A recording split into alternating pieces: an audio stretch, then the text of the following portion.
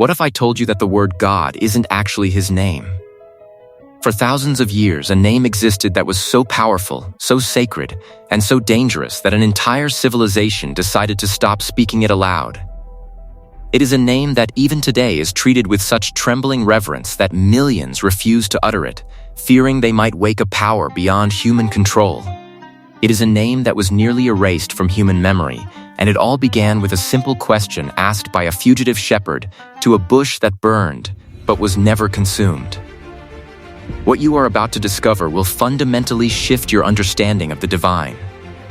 Behind these 4 ancient letters lies a message buried for over 3 millennia, waiting for this exact moment to be understood.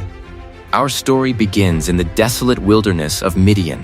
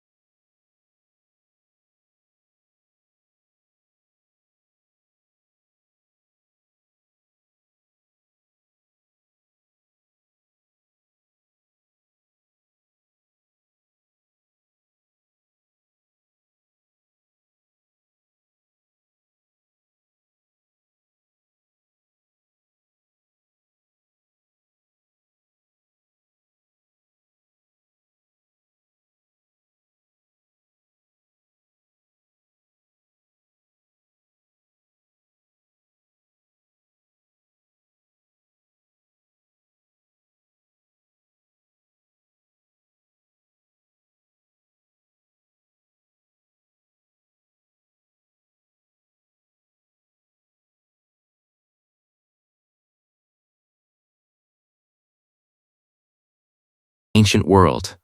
In the Near East, every god had a label. The Egyptians had Ra, Osiris, and Isis. The Babylonians had Marduk and Ishtar. A name wasn't just a tag, it was a definition of power. If you knew a god's name, you knew their jurisdiction. Was he a god of storms? A god of the sun? When Moses asked for a name, he was asking for God's specialty. He was asking, which category do you fit into? And God's response destroyed the entire system of human logic. God said to Moses, "I am who I am." In Hebrew, Ehyeh Asher Ehyeh. With these 3 words, the foundations of theology shook. God did not say, "I am the God of thunder," or "I am the God of war." He refused to be put in a box. He used a form of the verb haya, which means to exist or to be present. It is a verb that encompasses the past, the present, and the infinite future. He was telling Moses, "My existence does not depend on a sun, a temple, or a sacrifice. I exist because I exist. I am the only self-sustaining reality in the universe." But then, God adds a second layer. He tells Moses to refer to him as Yahweh, the Tetragrammaton, the 4 sacred letters, Yod, He, Vav, He. This is the third-person version of I am. When God speaks of himself, he says I am. When we speak of him, we say he is. This name was so sacred that for centuries, the Israelites spoke it freely in their prayers and even their daily greetings.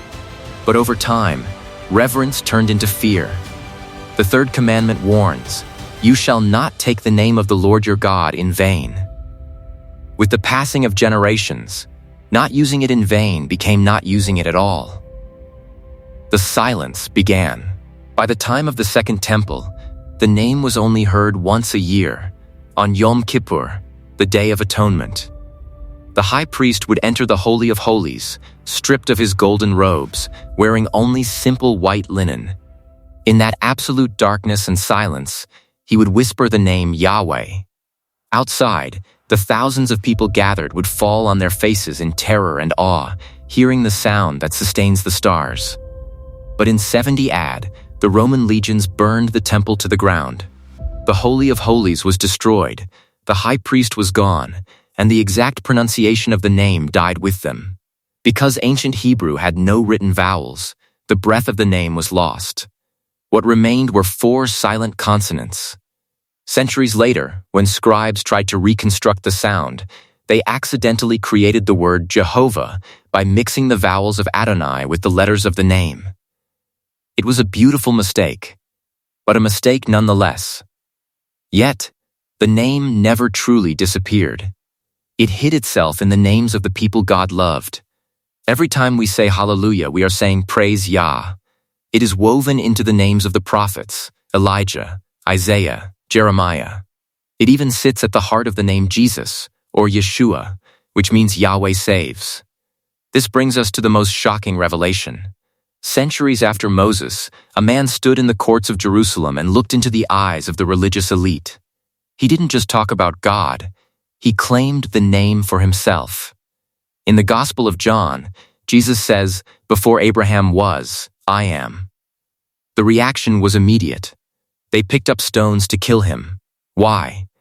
Because they knew exactly what he was saying. He was claiming to be the voice from the burning bush.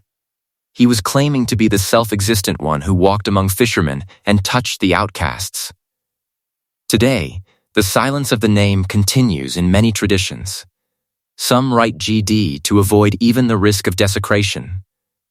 But perhaps the message of the burning bush is more personal. God chose a thorny, humble bush in the middle of nowhere to reveal his identity. He didn't choose a palace. He chose a place of fire and desert. He was telling us that I am is present in your desert, in your failure, and in your silence. He is not a God of the was or a God of the will be. He is the God of the now. If you feel lost in your own wilderness today, remember the name given to the shepherd. It is a promise that the Creator isn't just watching from a distance. He is the very breath in your lungs. He is the presence that burns but never consumes. The truth is worth the search, and the story is far from over. Thank you for joining us on the Bible Story.